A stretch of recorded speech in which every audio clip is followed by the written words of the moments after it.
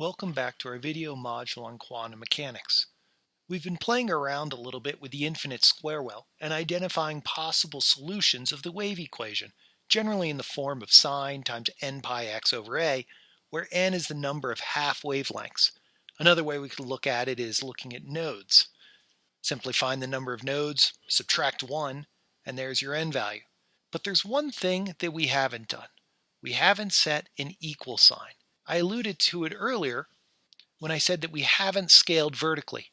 In other words, this is one solution, but an equally viable solution might be here. How do we begin to understand how big a wave function actually should be? Today, we're going to cover the concept of normalization, apply it in this situation, and identify actual solutions for an infinite square well. What we're really trying to find is some amount that scales our sine n pi x over a so that we have a valid wave equation. We know that this equation isn't going to help us much, so we're going to have to pull from something else. The route we're going to take is that of probability.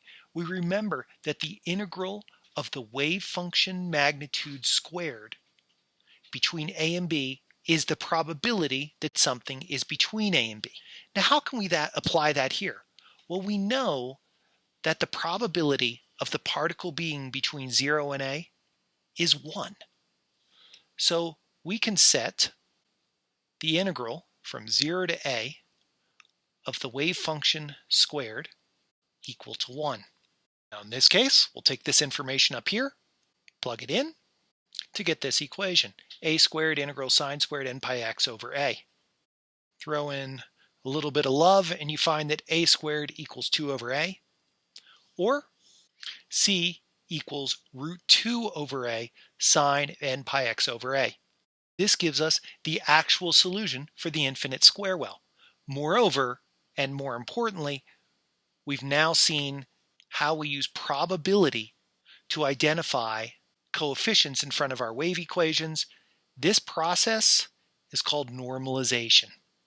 And we could also write it, and we'll probably use it later on, as the integral of c conjugate times c dx, which is a simple rewrite of the definition of magnitude psi squared. So in summary, while we can get the form of the equation from our wave equation here, getting the actual final equation requires us to normalize the curve. And what we're doing here is we're simply saying that the total probability of any particle being in this area is 1.